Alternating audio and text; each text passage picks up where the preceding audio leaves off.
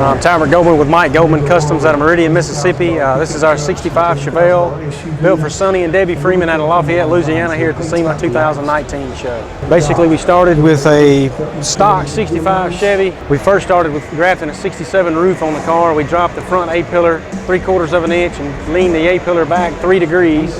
Windshield comes in from the inside. Same thing with the rear glass, all custom side glass without a vent window, you know. New hood skin built, new trunk skin built.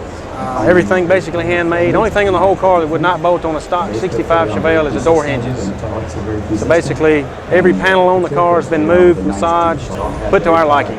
The way the windows work, it's like a new Corvette or new BMW. When the windows are up, you open the door, there's an electric button here. When you open it, the window drops about 3/4 of an inch to an inch to let the air get out of the cabin, and it also lets it not bind up on the A-pillar rubber. So when you shut the door, the window goes back up and seals off really nice. The grill is all CNC machine. It was 3 pieces and then TIG welded together, then chrome plated. The front bumper, I took foam, a dense foam bodywork, shaped it the shape I like, you know, to fit in the pocket. And we sent it to a guy. He did a 3D scan on that, and then we chrome plated it. It's got the same look as the stock 65 Chevelle bumper, but we just tried to streamline it. Valence is handmade. The spoiler's handmade, as well as the small valence grill under the bumper. One-off machine vents on the hood to fit the 67 bumps on the hood that we added to kind of go with the roof. Mirrors were one-off by Jesse Greening in Alabama. Dan Baker with Alumacraft grills, he did the bumpers, door handles, front grill, tail panel, bumper, everything. Anything you see exteriorly chromed is cut out of CNC by Dan Baker out of Pennsylvania. The wheels, they were inspired after the stock 65 SS hubcap. We just kind of blew them up, kind of go with the car, you know, a more modern feel. That's the same thing with the color of the car. We wanted the marina blue, but a little more modern feel to the car. Rear bumper was done the same way we did the front.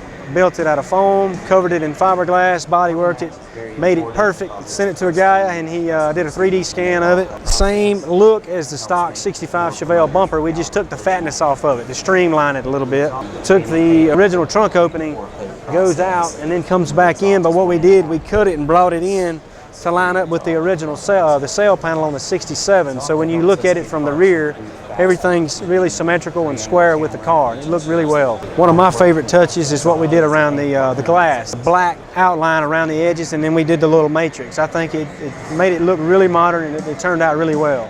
On the inside of the car, we wanted to kind of keep the original feel with the 65 Chevelle. So what we did, we had Jesse Greening with Greening Auto Company machine a bezel that mimics the original stock 65 bezel, but just kind of shrunk it and cleaned it up a little bit. All machine, AC vents, everything interiorly, this chrome is all machine, CNC machine. One-off steering wheel built by Greening Auto. Under the hood, he just wanted something nice and clean, you know, that kind of accented the engine. Tried to hide all the hoses, wires, and everything. It's a LS7 with a Whipple Supercharger right at 900 horsepower. Tremec T56 behind it. Pretty good combo, works out really well. Everything under the hood was formed out of 18 gauge sheet metal. It started as flat sheet metal. Lots of pieces welded together, body work. The owner wanted it matte to kind of give it a really clean fabric look.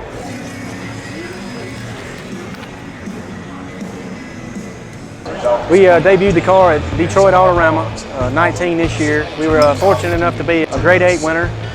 We left there and went to Reno, Nevada for the Hot August Nights Cup.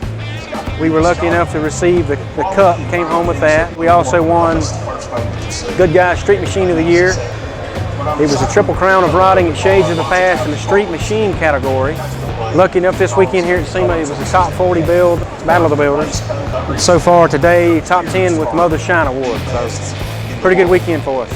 Next weekend we'll be going to Scottsdale, Arizona, where we'll be receiving the Muscle Machine Award, and then we'll go back to Mississippi, give it a good cleaning, and it'll go home to Mr. Sonny and Miss Debbie. It'll go home to Lafayette, Louisiana, and then they can enjoy the car, drive the car, start beating it up a little bit.